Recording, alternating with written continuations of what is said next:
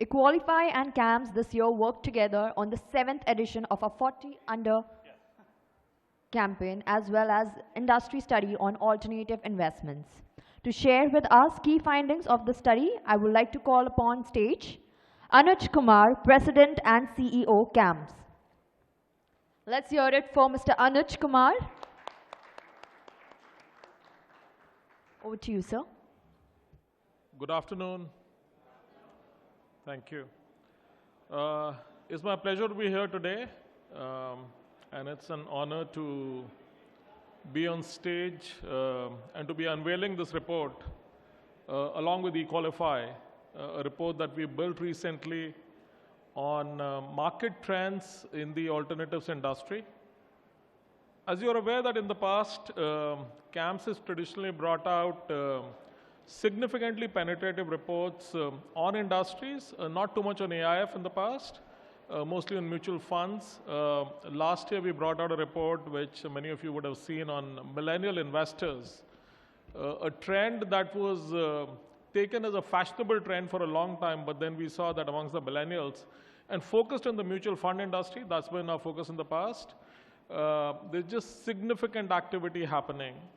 And the report was penetrative, insightful, was appreciated across the board. You may have seen it in the media too, quoted in many, many places. A year before that, on a similar theme, we'd spoken about women investors. And again, women who were mostly surrogate investors, and please don't take it in a negative or a pejorative way, but the names were used, the tax identities were used, the money always belonged to the family or to the breadwinner. But over a period of time, women have done very well. And that report of ours came about a year and a half back, and again, I will kind of reference both of these trends a little in the current context. But you've been seeing those reports, and this is the first time that an organized report on what's happening in the alternatives industry is just about to get unveiled. Like in mutual funds, we've built a franchise over the last 15 years because to build a report like this, you need to have access to industry data. You need to have permission and consent from the owners of that data to participate. We have all of that. Over the years, we built a large franchise, so we service close to 400 schemes of almost 200 investment managers or 200 alternative investment managers, touching and crossing almost 2 lakh crore of AUM. So those are significant numbers in the context of the industry and gave us, that is the bedrock on which we were able to build this entire report. The report aggregates, therefore, the behavior, the buying behavior of folio owners, over 1 lakh of them, over 100,000. Sourced from over 100 cities, and all of this has been sold by across 3,000 distributors, so significant numbers. Are there any edge cases, any border cases that I want to highlight to you? Yes, a few of them are. One, this is based on CAMS's data, almost 50% share of the market, so it gives us the right to publish a report. But some of the edge cases, for example, funds which have single investors, or just a feeder structure, we've excluded them just to make sure that some of those skewed trends do not start defining the major findings in the report. As you go through the report, and we've placed a physical copy in the dockets that have been handed over by the event organizers, by Equalifi to you. But we will make sure that the digital report, of course, will be available on our website. And for all the people that we can contact and we have details for, we will send you a digital copy on WhatsApp and email. What are the key findings? I will just cover 4 or 5 of them. One, that there is a significant trend towards disintermediation. Now you can ask me what is new, what is the new thing you're talking about. Disintermediation is happening across industries, whichever ones we know, but I think this was an industry largely dominated by HNIs. Initially, I was told when I was talking digital in this industry, saying, look, the investor expects you to show up, expects you to uncap the pen when he begins signing and forget about disintermediation. But I think over a period of time, we have seen do-it-yourself as a consumer behavior, as the behavior of a population, is becoming deeper and deeper. And like we have seen, it is not uniform across categories. The share for direct in category 1 and category 2 is more dominant. The share of intermediated in category 3 is more dominant. But I think broadly, like we've seen in all asset classes, and I would say mutual funds is one of them, but globally, whether it is booking hotels or holidays or airlines or buying apartments, disintermediation has happened. And this report kind of gives you interesting insights into that. Also, the fact that while the 1 lakh people that we are talking about, it's almost it's not appropriate to say that they have access to internet and smartphones. Those are larger population phenomena. But what is important to see is that digital platforms are now available, which are so easy to use that they are not daunting. And because they are not daunting, like we have seen that people beyond the retirement age are taking to social media in a big way, people even beyond their retirement age, so this is not just focused on millennials, are taking to these digital platforms, finding easy ways to get themselves KYC'd and make a payment and just do a transaction backed by things like e-sign, etc. We have, of course, put out our own utilities in the marketplace, but now there are several more. So there are digital utilities which are available, and I think that's spurring this direct behavior, do-it-yourself behavior.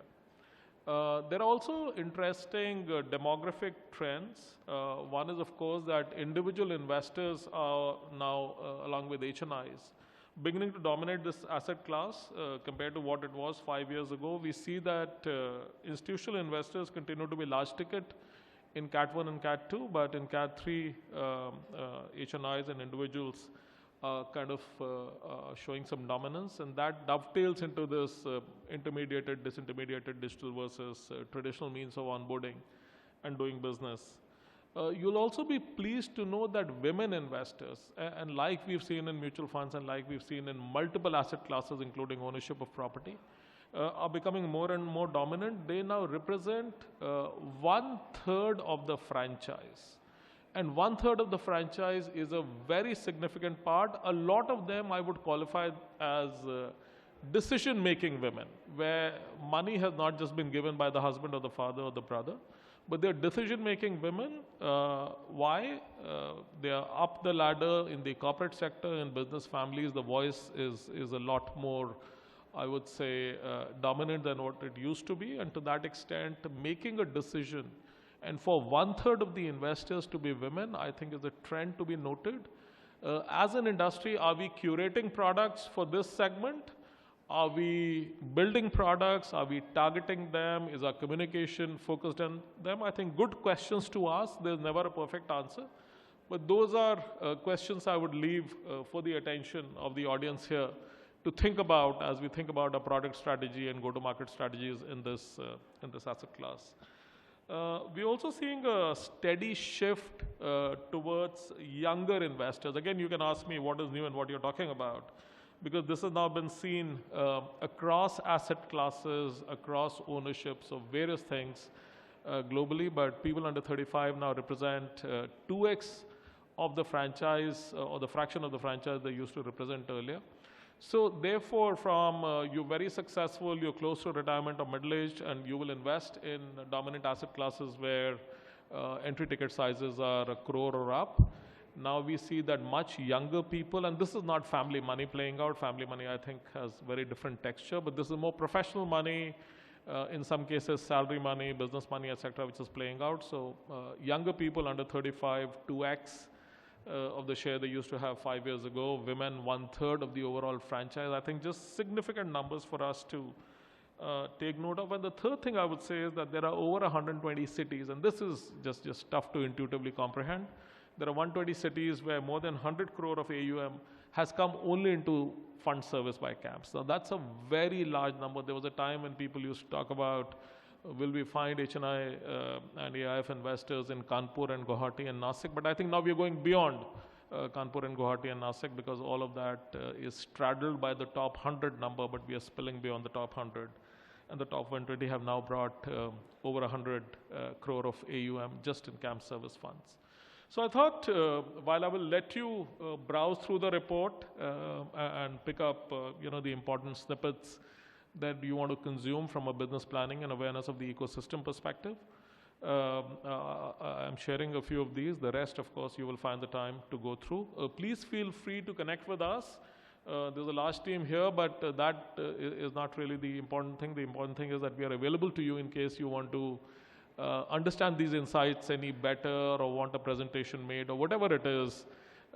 Very happy to help the audience out here. Also, I must thank Aditya and the Equalifi team for having created a forum like this in what I would say was called an emerging industry, but a mainline industry now, for having created a forum, for doing the many other things that are happening here, but also for us to be on stage and jointly unveil this report along with Aditya and Equalifi. So I'm very thankful, appreciate everyone who's here for your time and attention to what we are collectively doing.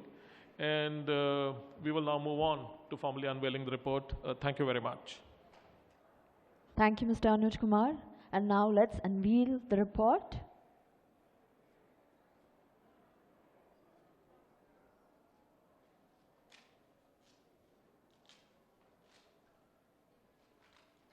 Let's give it a round of applause.